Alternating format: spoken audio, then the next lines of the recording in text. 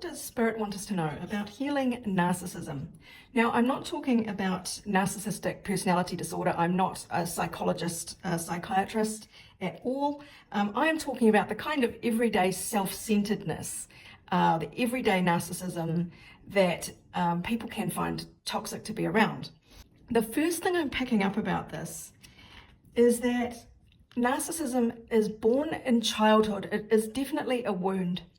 And it has come about, is what I'm receiving, from the expectations of others not matching who you believe yourself to be. So you imagine you're a small child and you've got a parent who puts all of their expectations on you. They make you the center of their life, so you are their sunshine. And they orbit around you and they have all these expectations on you. And that is a crushing responsibility to live up to when you're a child. You actually have to believe that you're fulfilling your parents' vision of you, or else you feel you're falling short. So everything you do in your life is going to be really self-absorbed, just really comparing yourselves to others, or actually not even comparing yourself to others, just pushing out this image of this is who I am. Because anything less would be to be undervalued by your parent or other authority figure or someone you look up to. So it's a very, very painful wound where half of you actually is pushed to the shadows, the real authentic half of you, and you only live as this half person, this sort of make-believe person, this ideal person. And it is a lot of conflict and unrest against the side of you that you are rejecting. It is to have a deep, deep shadow side. And of course it is an illusion. It's just all in your head. It was planted there, not by you. If you have these issues, if you do tend to just be very focused on yourself to the point where you don't consider others. Because what I'm picking up is that it costs so much to consider others. All your energy is involved in you and actually keeping yourself together, keeping up this facade, if you like. It is very close, I'm picking up, to perfectionism. Again, holding yourself to some incredibly impossibly high standard. So really it is about surrendering to get over this narcissism, self-centeredness. You really have to surrender this facade, this ego, this protection mechanism, and integrate these two sides of you. So I'm not reading this as the twin flame card in this instance. So let's look at when you are a narcissist, when you are very self-absorbed, you are a very worried person. You cannot concede that anyone's maybe of equal value to you. It is a superiority issue. You're really projecting your own superiority and by necessity putting everybody's needs below yours. It is an anxious response. So if this is you, don't beat yourself up. Just try and surrender your worries. Try and surrender your fears to the divine. And look for the child within, nurture the child within, find some help from a counselor or psychologist to heal your inner child wounds. The things you may be exhibiting as a narcissist or as a self-absorbed person is that you will want to be absolutely seen as the best, the crack shot. You will keep people at bay with your sharp tongue and your wit.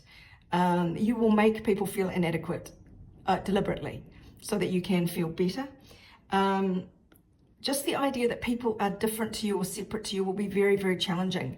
For you, there's only one right way to live, and that's whatever way you've been taught as a child that you need to be. And you will spend your entire life laser focused on achieving this to the exclusion of all else. You simply don't have the bandwidth for anyone else. It is a very painful place to live in. So don't beat yourself up.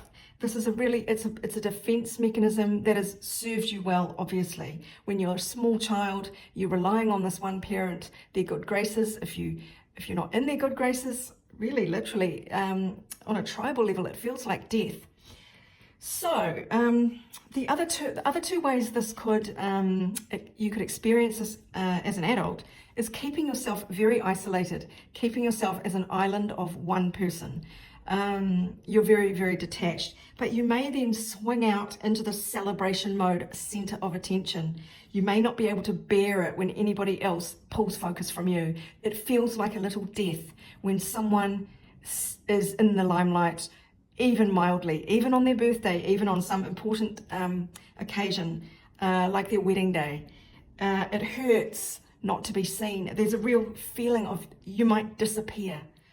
And it is a very scary place to be. So if you are involved with a narcissist, obviously that arouses a lot of anger and a lot of resentment. So do try to see the incredible wound that the self-absorbed person carries, that they feel so unsure of themselves and their boundary as who they are and their worth as an individual. So if you're dealing with a narcissist, take a leaf out of their book. It is most likely a lesson that you need to be putting yourself first in other ways. Just as they put themselves too much first to make themselves feel whole, you are probably equally, that's why you fit together so well, not putting yourself first so that you can serve others in order to feel worthy, in order to feel safe, that you will be kept around. So they are kind of two sides of the same coin, if you like. Obviously, don't go too far from one extreme to the other. Don't go from completely self-abasing and subservient and people-pleasing to complete narcissist. But find the balance in the middle. Take a leaf out of their book by elevating yourself to number one. If you are a narcissist, ironically, learning to be your own person without reference to other people is what is key. So while you may be a loner and being detached, that is an isolation form of lonerism.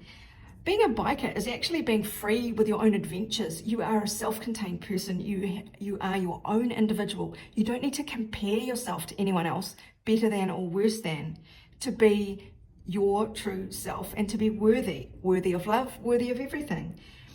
So that is something to cultivate your inner strength without reference to other people. If you are self-centered, another thing is to don't sweat the small stuff. This ties in a little bit to perfectionism. Don't cry over the spilt milk. It's just spilt milk, whatever. So try to be a bit more easygoing when things don't go your way. Notice when you are triggered. I wanted to do this. Well, somebody else wanted to do that and it's their birthday. So you really practice letting go, just realizing that you don't need to be the center of attention. You can be doing your own thing. You're strong enough to cope with all of these little issues that crop up.